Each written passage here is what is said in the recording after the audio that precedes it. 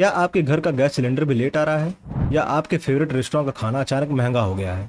इसका असली कारण आपके शहर में नहीं, बल्कि यहाँ से हजारों किलोमीटर दूर मिडिल ईस्ट के एक भयंकर युद्ध में छिपा है। और सच कहूँ तो ये सिर्फ एक शुरुआत है। स्ट्रेट ऑफ होर्मुज ईरान और गल्फ देशों के बीच एक पतला समुद्री रास्ता है। ईरान, इजराइल और यूएस के बढ़ते तनाव के कारण इस रास्ते से गुजरने वाले शिप्स ड्रोन्स, मिसाइल्स और सी माइंस के द्वारा खतरे में हैं। और इसकी वजह से शिपिंग कंपनीज ने अपने जहाज़ों को भेजने से डर रहे हैं।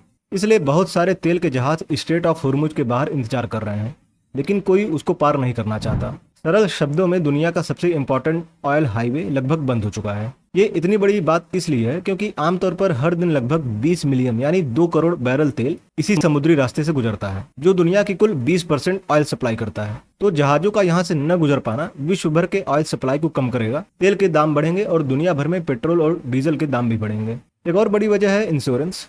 जहाजों को खतरनाक जगहों से गुजरने के लिए स्पेशल वॉर रिस्क इंश्योरेंस चाहिए होता है, लेकिन इंश्योरेंस देने वाली कंपनीज ने कहा है कि पर्शियन गल्फ काफी खतरनाक हो चुका है, तो या तो कंपनीज इंश्योरेंस देना बंद करेगी या वो दाम बढ़ाएगी। और साथ ही साथ यूएस ने ईरान के खार्ग आइलैंड पर सटीक एयर स्ट्राइक किया है, और ये हवाई हमले ईरान के मिलिट्री बेस पर था, जो कि यूएस इजराइल मिलिट्री कैंपेन का हिस्सा था ईरान के खिलाफ। लेकिन उनका टारगेट ईरान के मिलिट्री बेस को करना था, ना कि उनकी ऑयल एक्सपोर्ट टर्मिनल को। खार्ग आइलैंड इसलिए इतना इम्पोर्टेंट है क्योंकि ये ईरान का इम्पोर्टेंट ऑयल एक्सपोर्ट टर्मिनल है। ज्यादातर देशों को जाने वाले ऑयल यहाँ से लोड होते हैं, और एक्सपर्ट्स का मानना है कि 90% ईरानी समुद्री तेल खार्ग आइलैंड से ही एक्सपोर्ट होता है। और अगर खार्ग आइलैंड के लोडिंग टर्मिनल या पाइपलाइन को नुकसान हुआ तो ईरान लगभग 10 से 20 लाख बैरल डेली का तेल एक्सपोर्ट नहीं कर पाएगा, और इससे दुनिया भर में तेल की कमी हो सकती है। अब इस वॉर से इंडिया पे ये असर हो रहा है कि भारत में ज्यादातर एलपीजी स्ट्रेट ऑफ होर्मुज से होकर आता है, और बढ़ते तनाव और सिक्योरिटी रीजन से